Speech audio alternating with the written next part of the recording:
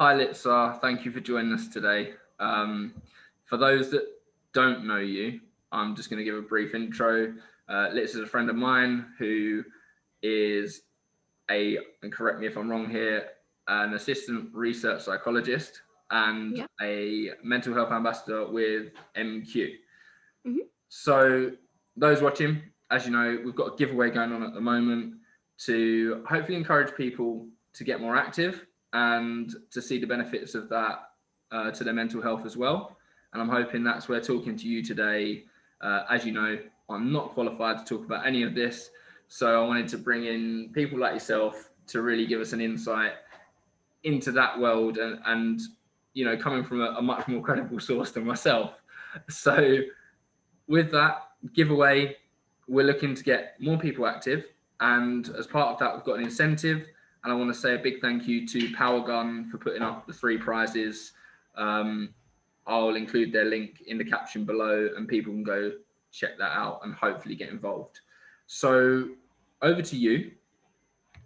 Give us an introduction to yourself, what you do, your qualification, whatever you want to share. Yeah. Okay. So my name is Litsa.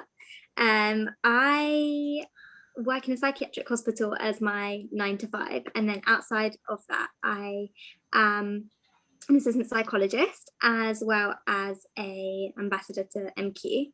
And I guess my qualifications, I've got a undergraduate degree in psychology. I'm currently working towards my goal, I guess, is to be a clinical psychologist. Okay. So, yeah, that's my aim.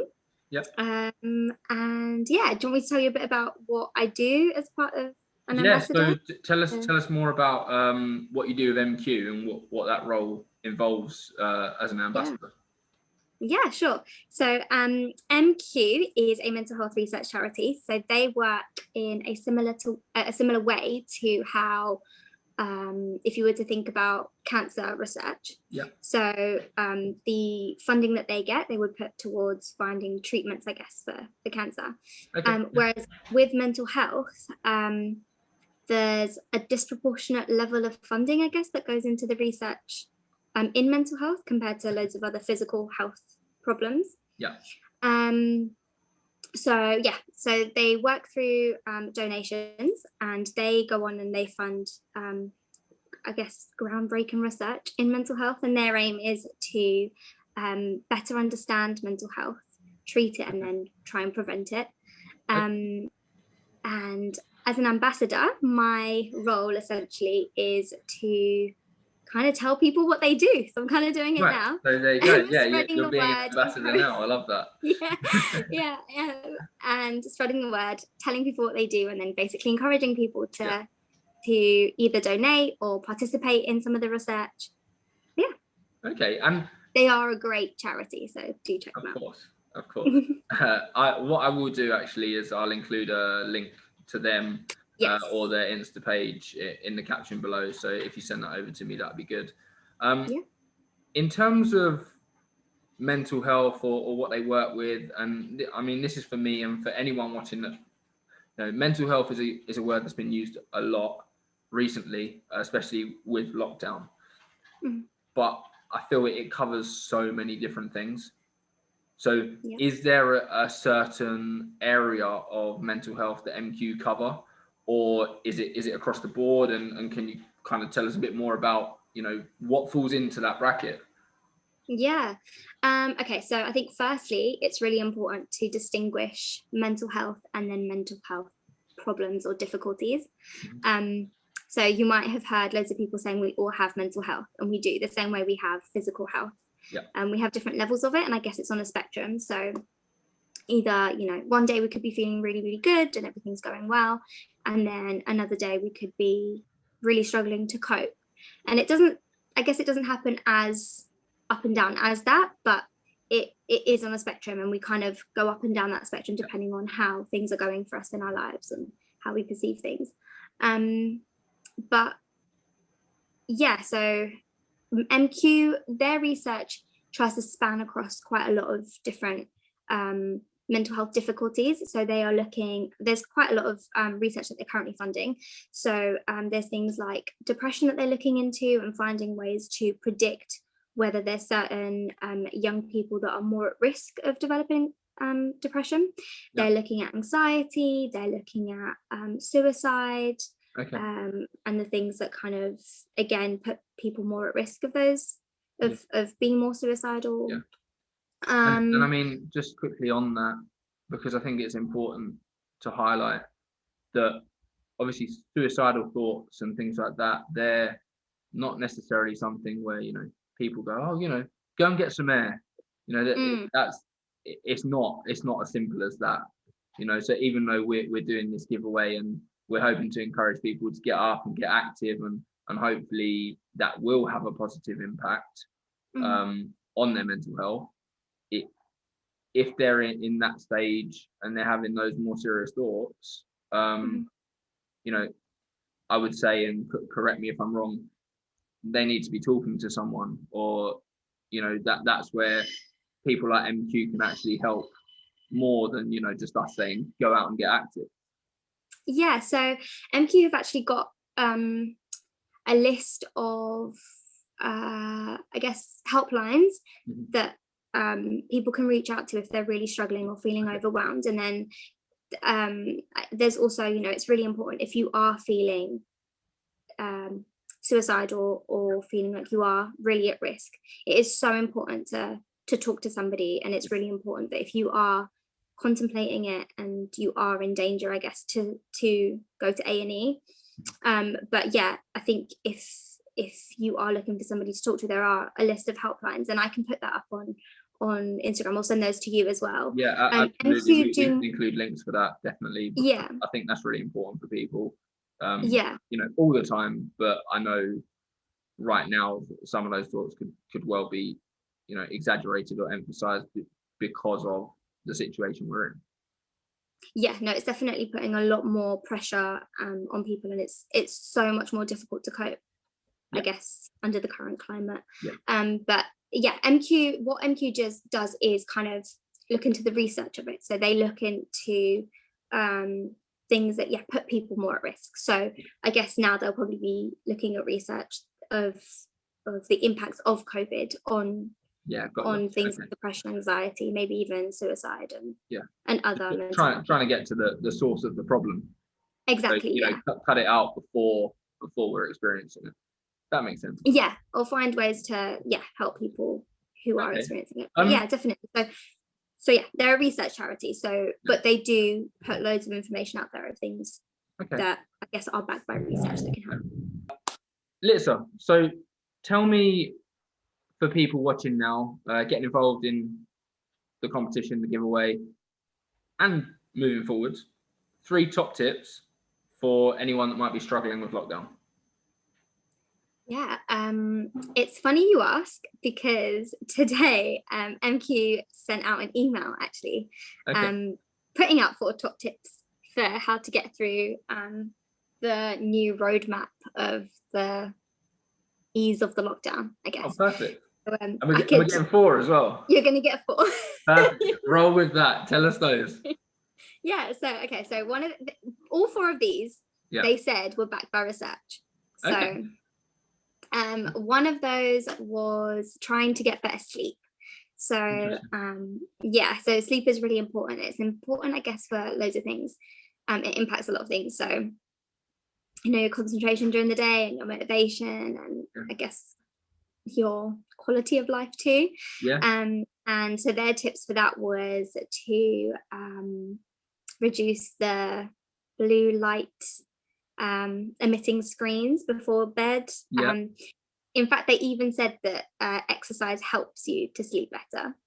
And then getting a good schedule in place, so going to sleep at the same time and waking up at the same time each day. And all of those things will help you get better sleep, which is the first top tip. Nice.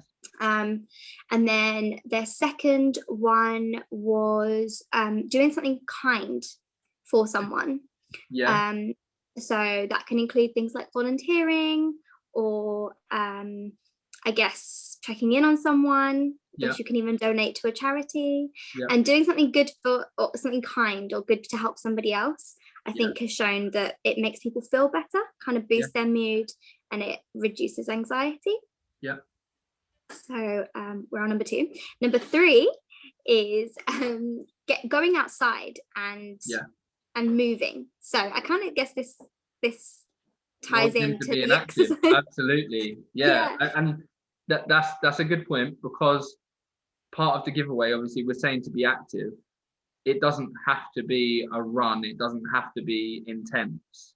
You know, it can be something lighter, a walk or yoga or something like that as well. Mm-hmm. So yeah, that's really important, actually. Yeah, no, definitely. They did say that being active is good, but you're right. It's really important that you any form of acting, so of activity. So yoga, a light walk. I think sometimes you can do a bit of mindfulness whilst you're doing a light walk, so it is really, really good for you. And the other thing as well, I mean, it's important that you do that whether you can get outside or not. But they did say getting outside was good.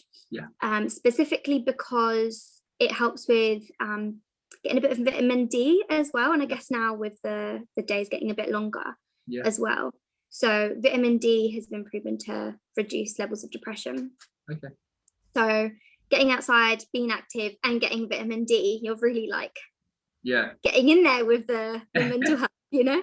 And then tip number 4 was to reach out. So reach out if you need help, using those helplines that I'm gonna give to you. Absolutely. And also I think one thing that's really, really important is a social support network. So having people around you that you can reach out to is so, so important. So those are 4 tips: getting better sleep, doing something good and kind for someone, being active and getting outside, and reaching out when you need it. So 4 top tips. Nice. That's 8. I'm messing with you. All right, perfect. So Litsa, we've kind of touched on already the benefits of being active, but I want to hear from your point of view, or in your opinion, what do you think the benefits to people's mental health can be from fitness and activity? So there's actually a lot of research which has shown a relationship between exercise and better mental health. And I guess with exercise, there's a relationship with lower levels of depression, lower levels of anxiety, higher levels of concentration and the ability to focus. It reduces stress levels. It helps you, I guess, on a more sort of like a personal level. It kind of helps you feel like you've achieved something. I think doing something like exercise for a lot of people can be so difficult sometimes to just motivate you, especially in the winter. You know, it's really hard to get up early and to go out in the cold, or even inside at home in the cold. Like it's so gloomy, and you don't always feel like doing it. And I think once you've been able to kind of push yourself and get it done, even if that's like 10 minutes of yoga or a half an hour of like or a half an hour walk, you know, you feel so accomplished after. You feel like you've done something really, really good, and you feel like, you know what, even if that's all I've done today, I've achieved something. Yeah, absolutely. I mean, definitely from my point of view, it's the start. It's getting yourself to do it is the hardest side. But once you've done it, the feeling is great. You get that adrenaline rush, and it makes you feel better. But what would you say then? Obviously, I should point out as well that over the next couple of weeks, I'm going to be sharing some information that you've shared with me already. Some, you know, key points and facts about the links between mental health and being active and doing exercise. But for those that might be struggling with the motivation to do it in the first place, what would you say to them? Because it's easy for us to say, yeah, go and do it. You know, you'll feel great. It's like I'm already in that position where I don't want to, or I'm struggling. I don't want to wake up. What do you say to them? Yeah, it is tough. It is. I think there's you have to be compassionate in a way to yourself and be kind to yourself. And I think you need to try and get to know yourself. If you feel like actually pushing yourself to do it is gonna create more of a reason to beat yourself up about it once you haven't done it, then I think it's probably best to understand that, you know, that there are some days where actually it is really hard, and it's probably best that you do more like self-care. Whereas there are those days where you kind of have to look to the future.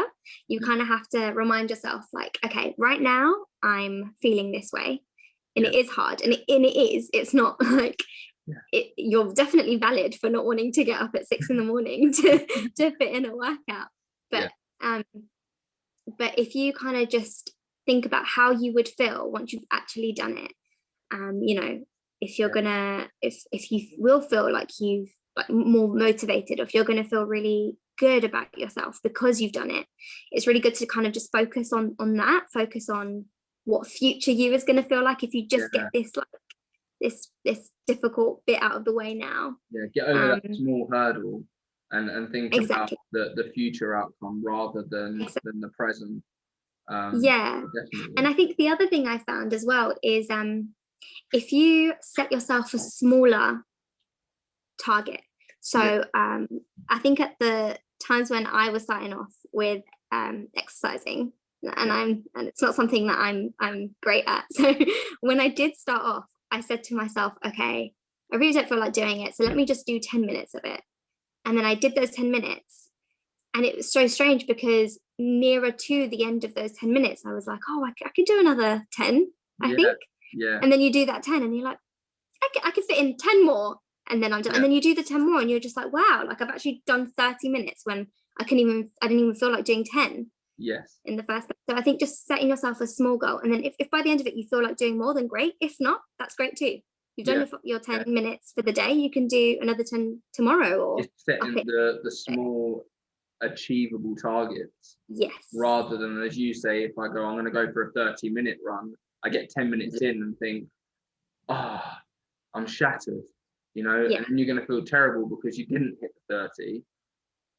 Instead, just set those smaller targets, and overall the bigger picture is you're getting active, or you're making those small steps in the right direction, rather than worrying about being so far away from the big target that you could set instead.